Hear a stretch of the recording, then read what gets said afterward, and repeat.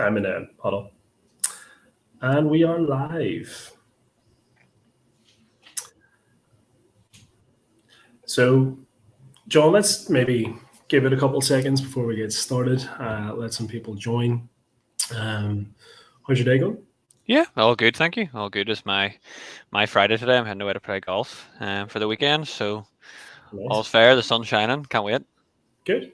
Good. Weather forecast to be nice over the next couple of days. Unfortunately, not in Donegal, but I'm hoping that changes. Nice. Yeah, Well, fingers crossed. You know what weather's I'll like. enjoy it either way. Yeah. Let's give it another couple of seconds and then we'll get started.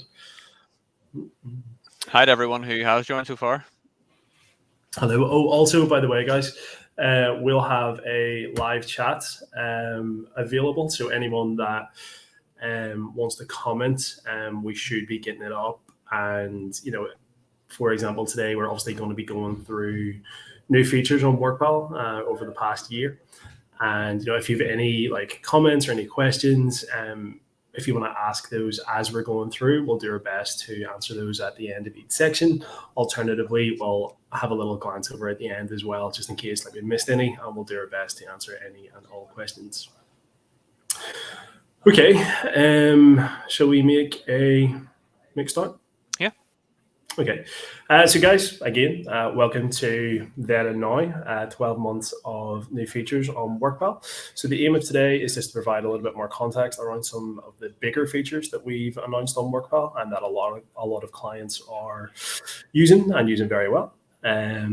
So we have myself, I'm Nick. I've hopefully spoke to the majority of people on this call, and for any potential new customers, hi, hopefully I speak to you in the future. My role is a customer success manager.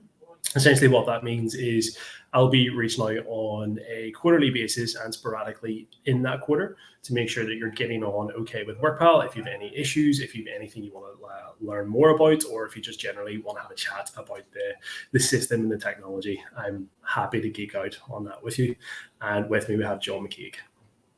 Yeah, hi guys. I'm John. I'm actually just noticing there, Nick, as well. You've had a big difference between then and now with that beard. It's quite significant then and now, and the hair.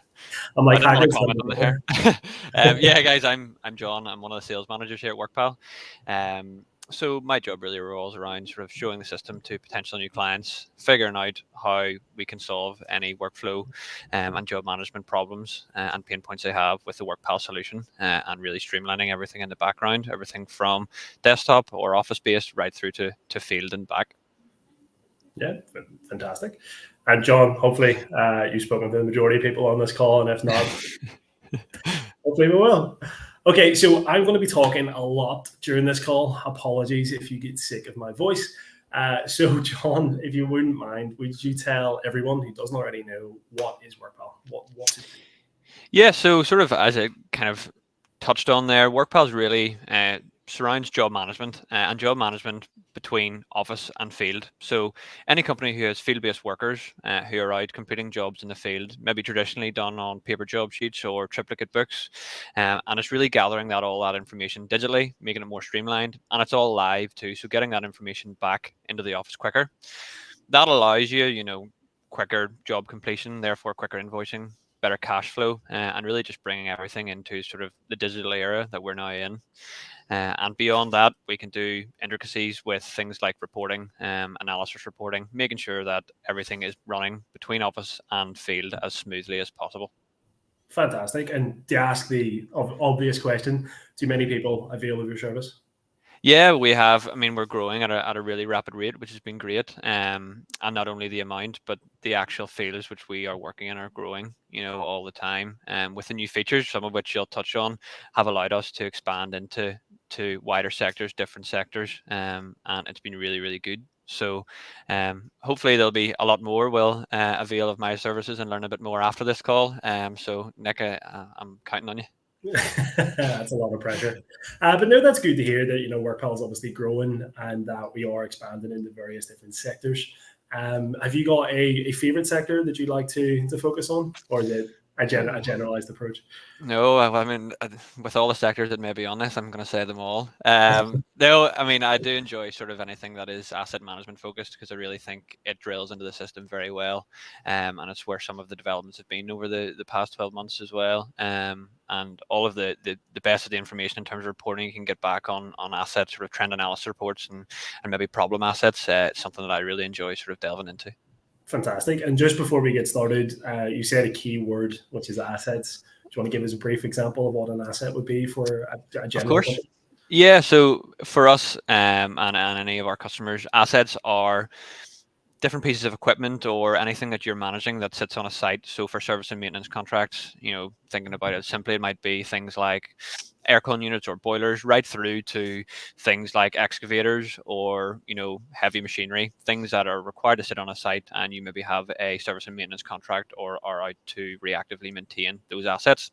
We're able to maintain and have and hold all of that asset information, meaning you can see all previous service histories, photographs, and I'll not delve into it too much, but it really allows you a nice streamlined view of all of that asset history and the reporting that goes with it.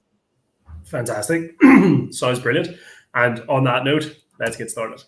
So, guys, over the past year, and actually more so, but when we focus on the past 12 months for the purpose of this call, we have released a lot of new features. We have released a lot of quality of life improvements across WorkPal. And, if you speak to people that have done our case studies, they'll be the first to say that there's constant iterations, constant improvements. We try to push on a weekly or bi-weekly basis. If that is, just something small that you might not actually, pick up on, but we've improved, download speeds, we've improved just the user interface to improve ultimately the customer journey and how you guys interact with WorkPal on a daily basis. So to kind of scream and shout about the top things we've done, we've released self-managed preferences.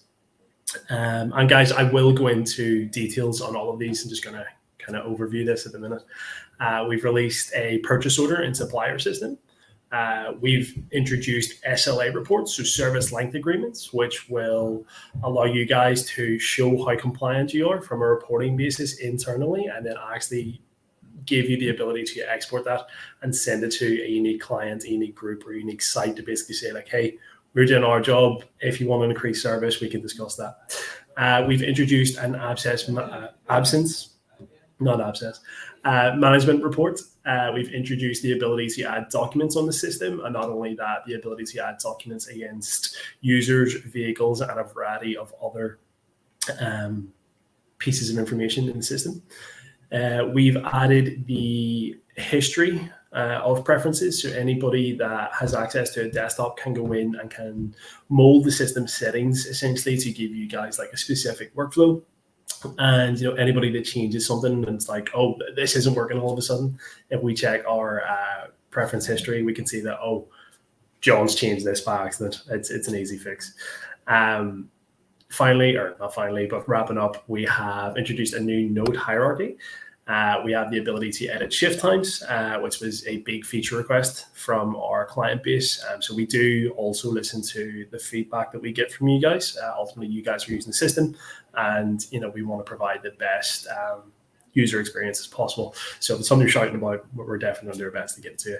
And then finally, just general user improvements, which I've already spoke about. John, have you anything to add to that little overview? No, I think it's something that has been brilliant for everybody across customers and for us have been those self-managed preferences. It's given everybody sort of a lot more of a feel for the system and really making that system their own with different little sort of customizations in terms of how many photograph capture do you want to make compliance levels of mandatory photos. So I think that's something that has really been amazing over the past 12 months. Something that's been really, really good.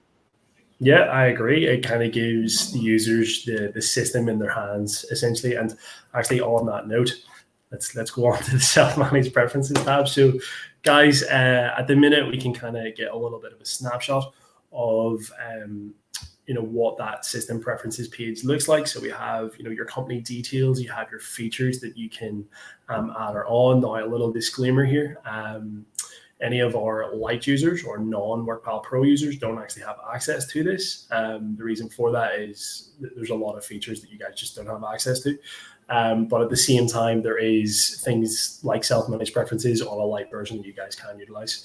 So we have our general settings, and that'll give you kind of, the access to really mold your system. Like a lot of people, on our implementation and onboarding schedule, like preferences is a call in itself. Essentially, it depends on the company, but you can spend a very long time on setting that up and really molding it to how you guys want it. We have settings and preferences on our quotes and invoices, our purchase orders, our assets, priority codes, and then again get into the nitty gritty details of fine tuning our forms, fine tuning our notes and job types, and all of these are things that really just help drive home what you can do on WorkPal. Like there's some fantastic customers, I'll not name them, GDPR and all that, but who really just use the system above and beyond actually what we envisioned in house, and they're just running a miles on the road with it, just by using things with like their unique workflows. It's like, oh, I understand that's for this purpose, but we're actually using it for this, and it's allowing us to deliver X, Y, and Z, and we've actually moved our entire business onto it. Now, I'm not saying you can do that just by a click of the fingers. Like it does take some time and effort and refinement, and working closely with myself and our technical account managers or WorkPal support, as some of you guys I'm sure utilize. But yeah, essentially self-managed preferences gives you the ability to edit the key information, manage your settings, and manage your systems. John, have you anything to add on self-managed preferences? I know you kind of kicked that off there, so no pressure. You can just shake your head and I can move on to the next one. No, there's nothing else for me. I think you've covered that pretty well, yeah. Okay, perfect. So guys, one of our more recent features that we've released on WorkPal is our purchase ordering system. So this works fantastically for anybody that's using the financials, so our quotes and invoices, and it also works fantastically for anybody that has all of their part codes in the system. Essentially, everybody uses purchase orders. We can put those through the system. That'll go to your suppliers, and I'll talk through suppliers in a second. We can have it set where we'll have all of our delivery details on there. So for example, I'm ordering a piece of equipment. I can say, oh, well, do you know what? I can get that delivered to the head office, or because I'm requesting it for this job in Royal Avenue in Belfast, I'm actually going to get it delivered there. And that's all available information in a summary on the purchase order. But to kind of go back and take that left of field, I've mentioned suppliers. So the ability to add all of our suppliers that supply all of the part codes that we have, if that's in a lift industry and it's the nuts and bolts and wheels, if that is in Aircon and it's, your bigger pieces of equipment, or again, your nuts and bolts and the nitty gritties, that can all be in there. That can all be categorized in a very similar, or in the exact same similar way as we have our part codes. So that works brilliantly. I'm going to pass it on. John, do you want to chime in with anything on purchase orders? Yeah, I think it just gives that bit more control as well, in terms of being able to pull out reports and things, in terms of job costing, and we can look at those and pull those out of purchase orders too. So it's just been a really good way of sort of having a look at maybe parts we don't have in stock, and yet we're ordering, and the ability to have those sort of emailed through to your supplier with the delivery address and everything on them is something that sort of, again, a lot of our customers, I think you'll agree, Nick, have asked about purchase orders in the past. So again, harps back to what Nick was chatting about earlier with, we really do listen to our customers with what they want, what they want WorkPal to be able to do. That's where a lot of our development comes from, and we think that's the best way to develop as well. Yeah, absolutely. It's a cardinal sin in software not to listen to your customers, and we definitely do our best to do it. If it's through myself, if it's through sales, if it's through implementation, or if it's through our technical account managers in support. Another kind of not main feature of the purchase ordering system, but something that a lot of customers who utilize it have really liked, is an engineer can raise a purchase order or can request a purchase order, and you can tag that Johnny has raised this, and he's the only one that's like constantly raising purchase orders. So it's kind of a little bit of like further reporting that'll just give more information. It's like, right, well, why is he constantly like organizing, or why is he not organized? Why is he not got this? Why is he not got that? Why is he raising this? And be that as it may, do whatever with that data as you want. But it is a very good indicator of maybe even stock levels. But we'll not get too far ahead of ourselves, and we'll fire on to the next one. So the further on from John's point on listening to our users, you guys, absence management was a big requested feature whenever I started here, and that was last January 2021. And the ability to visibly see on the scheduling tool that, let's just take for example what we have in front of us, Anne Davidson is off for a medical appointment from 1 until 10, so she's unavailable in the PM. Or that Haley Patton is on holiday, or Joe Blogs, or his name, is on a half day. Whenever I come as an office manager or as an operations manager to assign jobs out to my staff, I know at a glance if I already haven't scheduled them and I want to schedule, I can go, oh, actually, Anne's not available, or Haley's not available, or Joe's not available, or I can see that Anne actually has a medical appointment. I'm going to make a note to check in with her tomorrow and make sure she's okay, and make sure everything's grand. Like, it just allows for visualization on kind of what's going on. John, have you heard of anybody that has been successful with absence management, or have you anything to add there?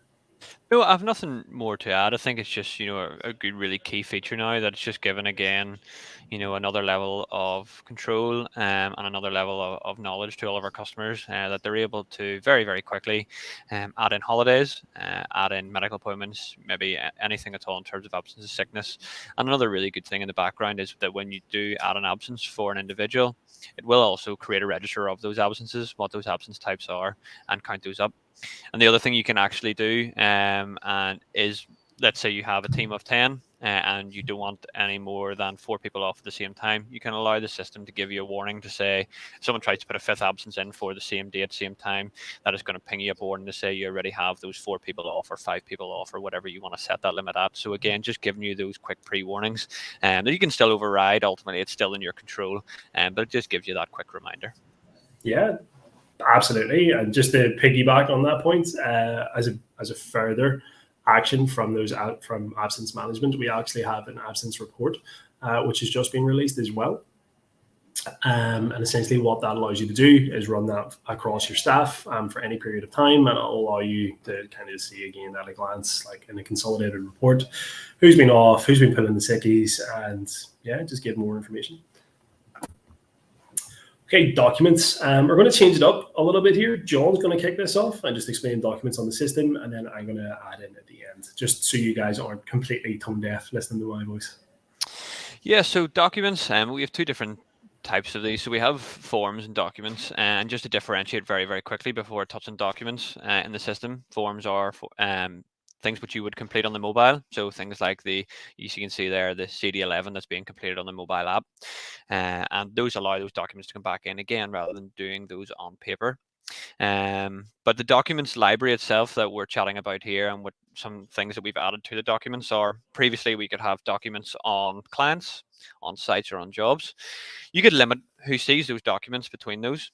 However, at the same time, you can also now add documents to things like your fleet and to individual users, and you can give them access to see those documents. So touching off on things like users or individuals, so mobile engineers, you might want to have their certificates of maybe working at height. You might want to have their driving license or any other permits they need to have just for them, they're individual and not being seen by anybody else. You can add those to the individual user, and that will allow those to be seen. In terms of vehicles, obviously we would have a fleet built into the system, and the tie-in with the vehicle checks that can be done on the system, you can now back those up with documents. So things like MOT dates or tax dates, or even your MOT certificates, tax certificates, and any other information. Maybe it's a leasing contract that you want to keep associated with a vehicle. Again, those can all be uploaded and stored against it. So it's just really about trying to consolidate all of that information in one place, so it's very handy and easy to access, and you have all those information in the vehicles. So kind of, yeah, touching on those points on the right hand side. That's kind of where we've gone with documents and another added feature, which again just adds value and allows to sort of really pull more information into the same system. Yeah, Nick? fantastic, great summary. Just to try and piggyback or at least contribute to this slide, the biggest focus was obviously about being able to store documents on the system, which John kind of said, is in a main library.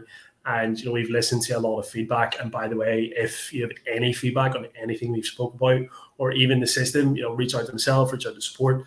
We'll leave John out of that. He will not torture him. But reach out to anyone in WorkPal, even John included, and let us know how things are going. Let us know if there's features that you do want to see. Like, we do have a roadmap, we do have goals that we have, and we do have commitments to hit.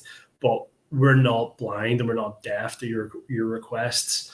As is which, from the main document library, we've added the ability to add documents to A, B, and C, and the ability to create various use cases from that. If it is having your MOT certificates, if it's even off the back of that, of creating a job for like head office or your lead engineer to get that service booked in every year, every 6 months, whatever is applicable for you guys for that fleet. It is a handy tool, and you can have that set up to recur every 6 months or every year on top of that. So it's hands off, it's easy. It doesn't have to be, Julia, what's happening with the Peugeot? And it's like, oh, I don't know. It's all on your system and it's all booked, and there's tons of things that you can really just, the world's your oyster with WorkPal. I did refer to it as a utility belt. What you do with it is up to you. Okay, so firing on with SLA reports. I'm just going to take this one. Essentially, SLA reports, which I mentioned before, is our service length agreements. Essentially, what this will do, it will take the date you completed the job and the date you were supposed to complete the job. So if that is your recommended completion date, which can also be, fine tunes, it can be like in your priority codes. You can set it to whatever you want, both by priority code or by actually saying, no, do you know what, that doesn't suit. I'm going to change this date and time to suit us. So what the SLA report does, it takes that date, the recommended completion date, and the date and time that it was actually completed, and compares them. So if you have completed within the time you were supposed to, you're going to get a lovely little traffic light system of green or red, if you were compliant or not. And really, it's again a nice visual cue. So if, for example, you had a cleaning contract, and people were complaining to say, well, you're not here enough, or you're not blah blah blah, and you were to kind of go, well, actually, here's all the data, here's a report that I'm going to email you, and it shows how often we're here and what we're doing, and we've hit all of the times that we were supposed to be there. Now, if you want more information on those jobs, we can get you that information, like really simply. But it's just a really lovely tool, and I've tried to push it on everybody, and it is available on everyone's install. But it's just fantastic because the amount of times that people kind of ring up and go, oh, we need to do something, or we need something like this. And it's like, we have this in the system. And, it's been a big help. And, as I say, utility belt, whatever you want to do with it, you can do. You just need to record that information in WorkPal. Okay, so that's kind of us going through the features finished up. We're just kind of going to give some general advice. Again, taking the utility belt metaphor that I've been running with. WorkPal is a tool. People have built incredible things with really crap tools, see pyramids. Other people, like me, for example, you could hand me like a brand new state-of-the-art system. I wouldn't know what to do with it. I'm not that good. I can't build that much. It's up to you to utilize this tool and do with it what you can. My advice personally, is to try and get the most out of every single feature in WorkPal, to adapt an open mind and utilize what WorkPal can do for you before going and creating a custom workflow. If that might make some ripples, believe me, it's worth it in the long run. everyone I've worked with for the past year and a half, it's paid dividends, honestly.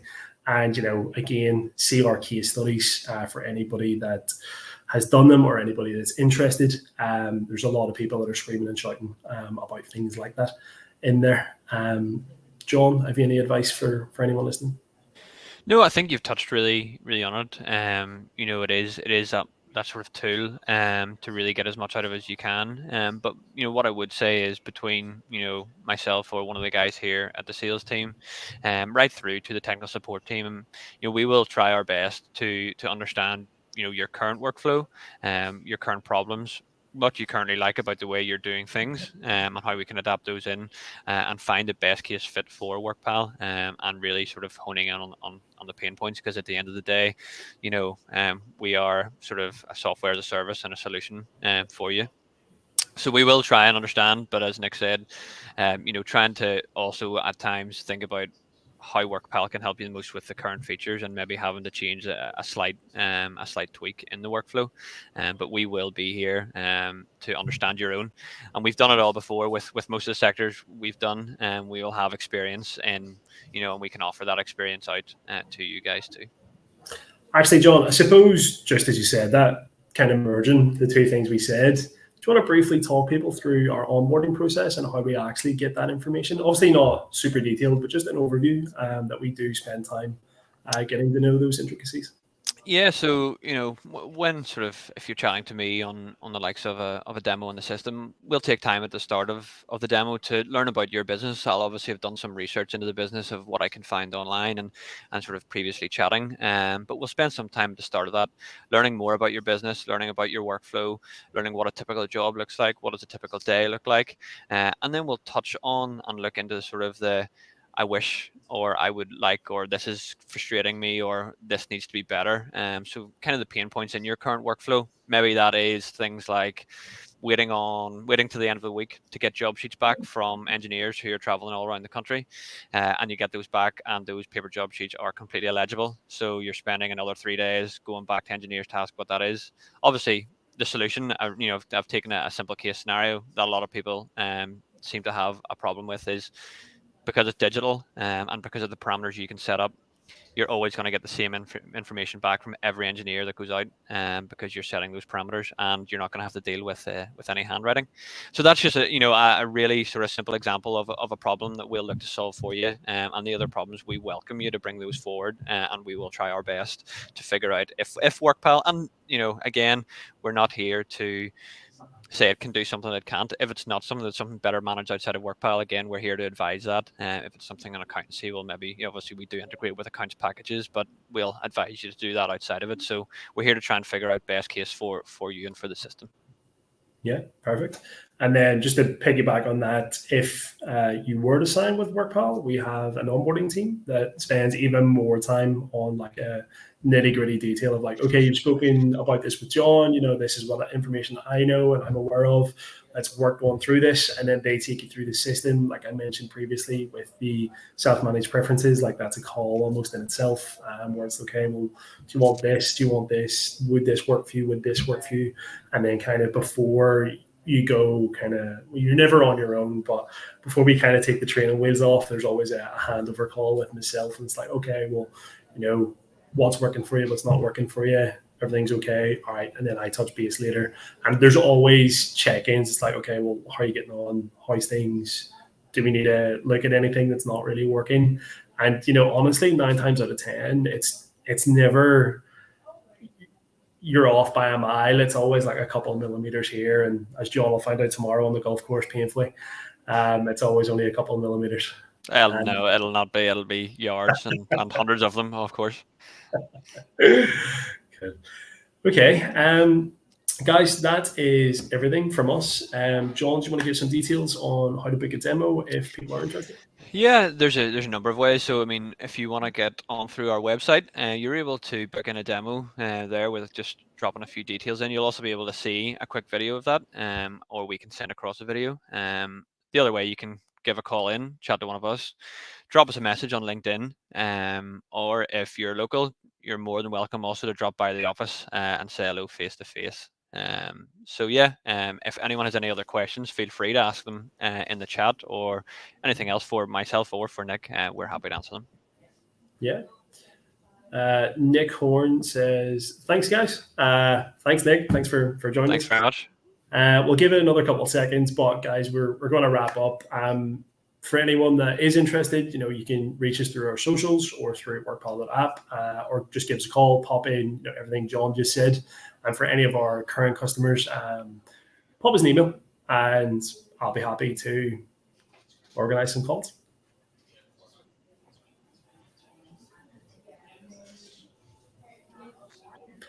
Okay, guys, thank you very much for coming and for listening or watching, taking part. It's very much appreciated. John, enjoy your golf day tomorrow. Thank you. I'll see you soon. See you soon, guys. Thanks. Thanks. Bye.